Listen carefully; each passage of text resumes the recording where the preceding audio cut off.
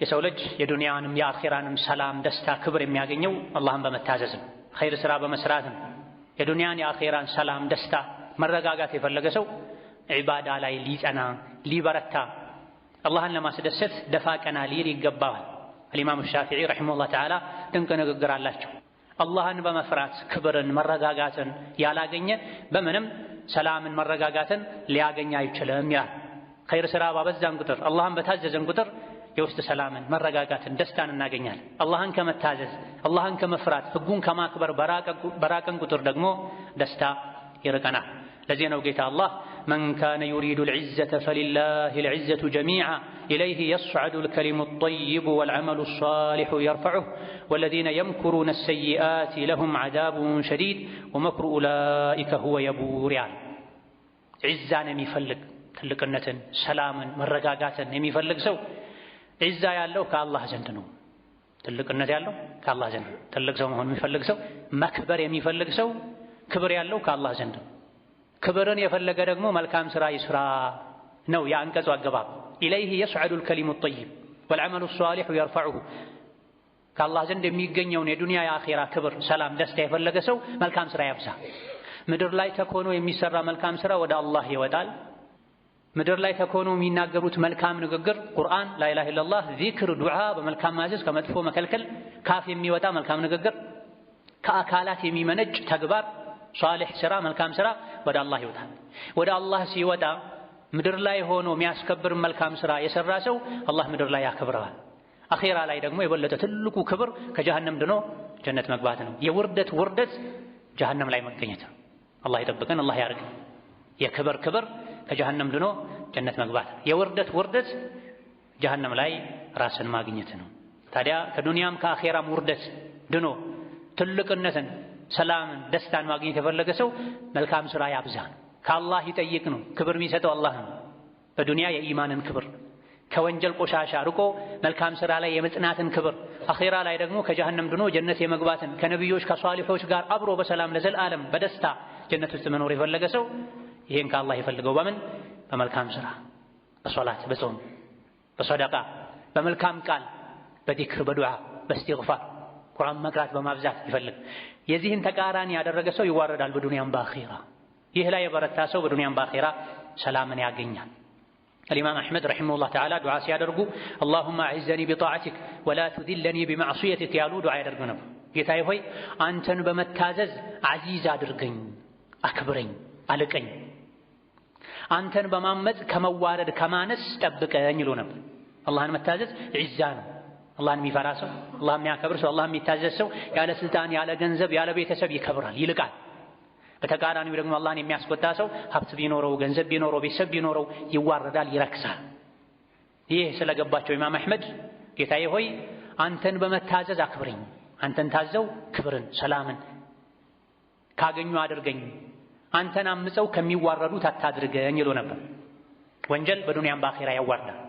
ከአላህ መራቅ፣ አላህን ማስቆጣት በዱንያ በአኺራ ያሳንሳል፣ የዱንያ የአኺራን ጸጋ ያሳጣል። የኑህ ህዝቦችን ዱንያ ላይ በጎርፍ ሰምጠው እንዲጠፉ ያደረጋቸው ወንጀል ነው። አላህን ማመጽ ነው። አታድርጉ የተባሉትን ማድረጋቸው፣ መልእክተኛቸውን ማመጻቸው ነው። ፊርዓውን ህዝቦቹ በሰላም በተድላ በቅንጦት ይኖሩ እንዳልነበረው ባህር ላይ ሰምጠው እንዲሞቱ እንዲጠፉ ያደረጋቸው አላህ በምንድን ነው?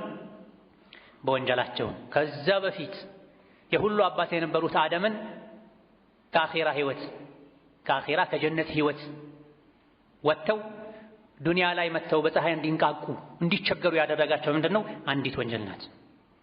ጀነት ላይ ኑር አደም ሆይ የፈለከውን ሁሉ ብላ፣ አንዲት ዛፍ ስትቀር ብሏቸው ነው። ኢብሊስ መጥቶ ወስውሶ ጎትጉቶ የተከለከሏትን ዛፍ አስበላቸው። እሷን ሳይበሉ መኖሩ ይችሉ ነበር። አላህ ተባረከ ወተዓላ ያቺን ዛፍ እንዳይበሉ የከለከላቸው ዘላለም እንዳይኖሩ እንደሆነ ያን ካልበሉ እንደሚጎዱ አድርጎ ሸይጣን አመሳስሎባቸው ወስውሷቸው ዛፊቱን አስበላቸው። ከጀነት ወጡ። አንዲትን ዛፍ በመብላታቸው ምክንያት፣ አንዲትን ክልከላ በመዳፈራቸው ምክንያት ከጀነት ወጡ። ወደ ዱንያ መጡ። ዱንያ ላይ ረሃብ፣ ህመም፣ መቸገር፣ ሐሳብ፣ ጭንቀት ተፈራረቀባቸው። ተውበት አደረጉ። ተውበታቸውን አላህ ተቀብሎ ወደ ጀነት መለሳቸው። እኛ ግን እዚሁ ቀርተናል።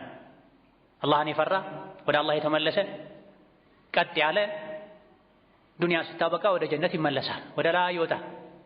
እምቢ አለና ስሜቱን ሲጋልብ የኖረ ግን አሁን ካለንበትም ምድር አልፎ ወደ አስፈለ ሳፊሊን ወደ ሰባተኛው ምድር ይወርዳል። የማይቀር ነው። አላህን መታዘዝ ከፍ ያደርጋል ጀነት እስኪገቡ ድረስ። አላህን ማመጽ ያዋርዳል፣ ዝቅ ያደርጋል ከሰባተኛው ምድር ስር እስኪቀበሩ ድረስ። ለዛ እነዚህ ህዝቦችን ሰላማቸውን የነሳቸውን ወንጀል አላህ ቁርአን ላይ የነገረን አላህ እንዳናስቆጣ ከወንጀል እንድንርቅ ነው። አላህን ማመጽ ጸጋዎችን ሁሉ ያሳጣል፣ ለአላህ ቁጣ ያጋልጣል፣ ስቃይ መከራዎችን ሁሉ ያመጣል። ወመከሩ መክረን ወመከርና መክረን ወሁም ላ የሽዑሩን ፈንዙር ከይፈ ካነ ዓቂበቱ መክሪሂም አና ደመርናሁም ወቀውመሁም አጅመዒን ፈቲልከ ቡዩቱሁም ኻዊየተን ቢማ ዘለሙ ኢነ ፊ ዛሊከ ለአየተን ሊቀውሚን ያዕለሙን ወአንጀይና አለዚነ አመኑ ወካኑ የተቁን ይላል አላህ ስለ ሷሊሕ ህዝቦች ሲነግረን። ወደ አላህ ሲጣሯቸው የነበሩ ሷሊሕን ለመግደል አሰቡ ከሃዲያን እምቢ ባዮች። እነሱ ማታ በዚህ መልኩ እንዲህ አይነት ቦታ ላይ እንግደለው ብለው አሴረው ነበረ። የአላህ ሴራ ይበልጣል። ሴራ ያሴሩ ሰዎችን የሚመልስበት መንገድ አለው አላህ ተባረከ ወተዓላ። እነሱን ራሳቸውን አጠፋናቸው ሳያውቁ መጨረሻቸው ምን እንደሆነ ተመልከት። ራሳቸውንም የእነሱን ሥራ የወደዱ የደገፉ ህዝቦችንም ሙሉ በሙሉ አጠፋናቸው። ቤቶቻቸው በየቦታው ባዶ ሆነው ታያቸዋለህ። ይህ ሁሉ የደረሰባቸው ቢማ ዘለሙ በመበደላቸው ምክንያት ነው ይላል። በሰላም ይኖሩ የነበሩ ህዝቦች ነቢያቸውን ለመግደል በማሴራቸው፣ በማመጻቸው፣ እምቢ በማለታቸው፣ ከስሜት አልላቀቅም በማለታቸው ምክንያት አላህ አጥፍቷቸዋል። እምቢ ባዮችን ሲያጠፋ ደግሞ ወአንጀይና አለዚነ አመኑ ወካኑ የተቁን አማኞችን አላህን ይፈሩ የነበሩትን ግን አዳናቸው ይላል። አላህን መፍራት በጭንቅ በመከራ ሰዓት ሁሉ እንዲድኑ ያደርጋል። አላህን አለመፍራት በሰላም በገዛ ቤት ውስጥ እንኳን ለአደጋ እንዲጋለጡ ያደርጋል። ምድር በጎርፍ ተጥለቅልቃ በኑህ ዘመን እምቢ ባዮች የጠፉ ኑህንና በሳቸው ያመኑትን አላህ አድኗል። ፈርዓውንና ግብረ አበሮቹ ሲጠፉ ደካማ የነበሩ እነ ሙሳን አድኗል። በሷሊሕ ዘመን ሷሊሕንና በሳቸው ያመኑ ሰዎችን ለማጥቃት ሲያሴሩ የነበሩ ሰዎችን አላህ አጥፍቶ ሷሊሕና ጥቂት አማኞችን አላህ አድኗል። አላህን መፍራት በዱንያም ከችግሮች ሁሉ ያድናል። የችግሮች ሁሉ ችግር ከሆነው ከጀሃነም ቅጣትም እንዲተርፉ ያደርጋል። አላህን አለመፍራት ደግሞ ለዱንያም ለአኼራም ችግሮች፣ ሙሲባዎች ይዳርጋል። ይህ እንዳይሆን ዒባዳ ላይ ኸይር ሥራ ላይ መበርታት፣ አላህን ተባረከ ወተዓላ መፍራት፣ ህጉን ማክበር፣ በዒባዳ አላህን በመታዘዝ የሚገኘውን ጥፍጥና የኢማንን ጣዕም ለመቅመስ መጣር ይገባል። ትናንትና ረመዳን ላይ አላህን የመታዘዝ ኸይር ሥራ የመስራት ጣዕሙ ምን እንደሚመስል አይቷል። ሙስሊም የሆነ ሰው የኢማንን